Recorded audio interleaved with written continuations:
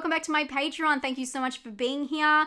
We're doing a spoiler. This is a spoiler. We're doing spoiler alert. This is a spoiler chat for Midnight Mass.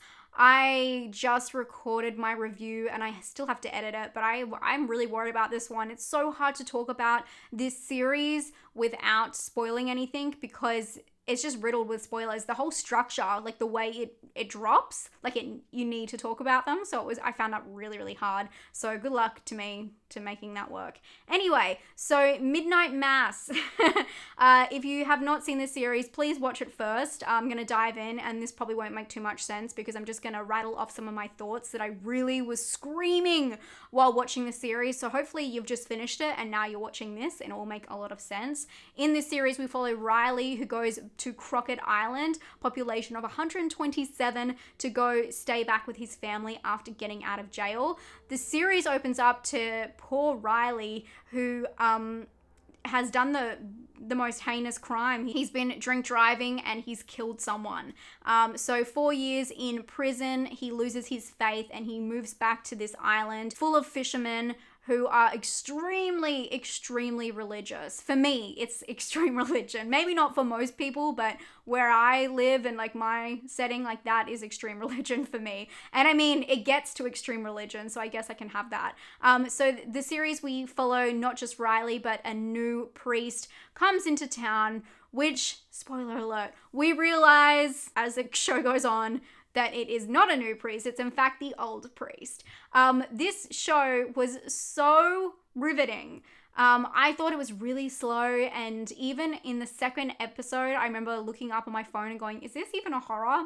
But there was those little moments that are like scary moments throughout the first 2 episodes of just like things popping up in the dark, and I'm like, it's coming, right? And I just had no idea.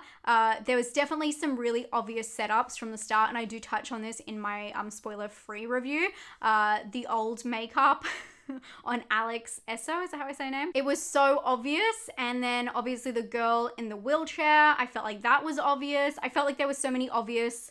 As soon as they started, these miracles started happening, all of those parts were obvious, but I just couldn't understand what was in his trunk. What did he bring into the house? And when his whole backstory in confession and the way it's revealed, were you not also screaming at the TV, laptop, whatever you watched it on the whole time? Babe, that's not an angel.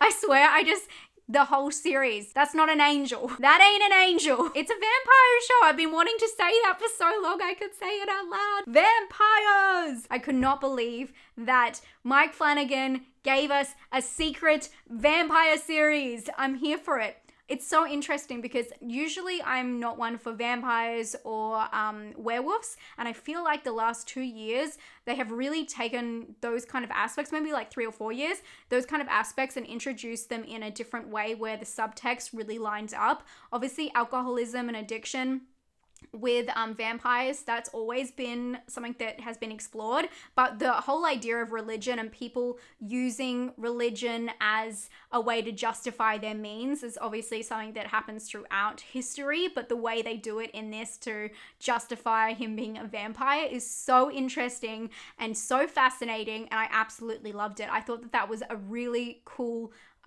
aspect to the whole thing. And I actually thought the makeup for the vampire angel thing was phenomenal as well. It was really creepy and not at all like funny. Like you expect like, maybe it was a little bit funny. You expect like the vampire like just chilling in the church up the back while everyone's like having the midnight mass, like Easter sesh. He's just like he was so scary still. In broad daylight, he's scary, which that's what I loved about this. It's not about the midnight. It's about the daylight. That's the scary thing, especially for vampires. I have a couple of notes that I really want to get to and hit on. One thing that I found disappointing about the series was that we didn't get to see when when the core people found out that the priest was the priest. It kind of showed him like going on the floor, and then the next episode was one of the guys looking at his picture and them kind of having a conversation about it. I don't know where that scene went with the whole realization that he was who we knew he was. Does that make sense? I just wish that we would have seen that, especially with Bev. She was terrifying. What a villain. I loved her as a villain, especially at the end when she's trying to bury herself, go down to the earth and bury her head so she doesn't blow up in flames. I just thought she was fascinating. I love that they brought in the Quran and all that kind of stuff. I thought that was a really good tackle at like religion in schools and really showing that side, which I'm sure some people aren't gonna like, but I'm all for that. But I like the idea that it's about this, town that is so religious and this priest and how he thinks that this thing happened to him was holy. And then the end, you realize it was really a love story in a weird way, because it's about how he loved the mother and then, summoned this little ghoul back with him to try and save her.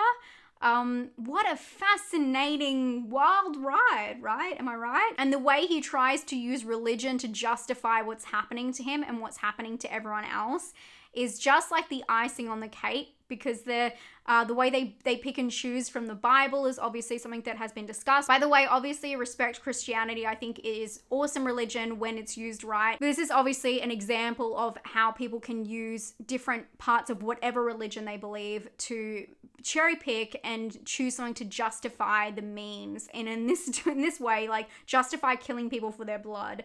Like how far would you go? I want to know if you guys thought with the dream that Riley kept having about the boat, you, like me, thought that it was going to end up with him on the boat at the very end. When I realized that there were vampires, I thought, oh, maybe he's gonna, get on these boat, everyone's gonna die, and he's gonna be on the middle, like in the middle of the, what the kids did, in the middle of the water, and the sun's gonna come up, and he's gonna be the sole survivor, and he was like seeing his future.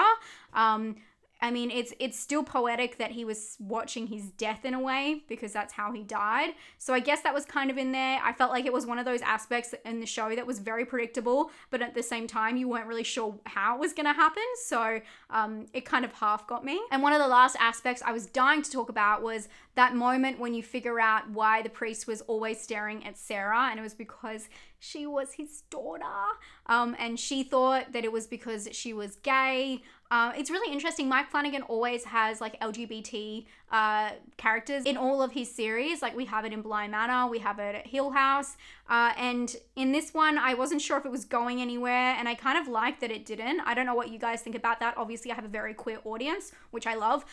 So I would really like to hear what you guys think about that, because he doesn't make it like a spectacle or like part of like some weird storyline, which I really enjoy. I really enjoy that about his work. I hope in the future it can be a little bit more inclusive, but I do think that he really does try and add a lot of that in. I just worry that sometimes it can be from like a typical perspective and then just have like this side character.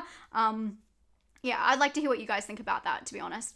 But I thought that was a really interesting aspect. It's one of those Mike Flanagan things where he kind of drops all of these little aspects, and only when you watch it again do you realize like all those little moments, like them saying this or that, just offhandedly actually meant something in the end. And I really liked that. I thought that was quite cute. It wasn't because of what she thought, it was actually because he loved her. So sad.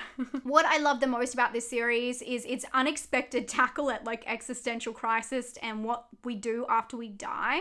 That was something I really was not expecting at the end of this all. I was expecting maybe some weird creature to be in the town from the start, especially when they say like this big pelican flew over. Some of the boys say that in the first episode, but I was not expecting it to be a vampire film that is about religion and them trying to justify vampires and thinking it's this, sign of God. It's very dark and not in the way I expected, because it's not as scary as it is sad, because you see these humans just grasping at anything to, justify the means or justify their existence, which I just find like terrifying. And I don't mean that is in what they normally believe. I just mean it with this vampire. And it's just a very interesting metaphor for it all. I also want to really quickly like tell you some of my grievances when I got this screener. I'm gonna put up right now on the screen. These are the embargoed spoilers until post-launch, so that you can actually talk about these spoilers after it's launched. I don't read these, thank God, because I learned my lesson when I had another Netflix thing. But look at this. The first one, right there, anything surrounding the character of Angel and connections to vampires. That's why I really believed that people needed to watch this show as soon as it came out, because there's so many spoilers for this show. I know so many people are going to talk about, hey, it's the new vampire this, and I was so amazing to not know that, to go in and not know it was about vampires, and for that realization to come out, especially because it's a different way of looking at a vampire, and it's very ancient in a way, because like the whole traveling and meeting the vampire in a cave and the big wings, it's just a different way of looking at it, and I would have been so mad if it was robbed for me, so I'm really sorry if it did get robbed for you, but how funny that Netflix sends this out.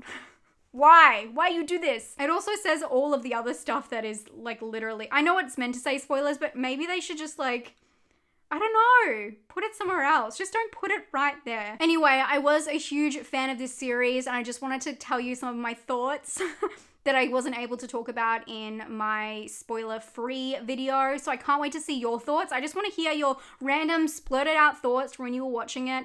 If you need a place to get them out because it is such a spoilery show, get them out here. Put them in the comments down below, and just I'll make sure I'll write something that don't read the comments if you're not into spoilers, and we'll just keep it as a spoiler zone. If you're on the Discord, we will have a spoiler chat about it as well. Thank you so much for watching and listening to me rant. My voice is going from doing 2 videos in a row. But I love you guys so much, and thank you so much for supporting me. I hope you're having a fantastic day, and I'll talk to you all very soon. Stay safe and stay spooky. Bye, friends.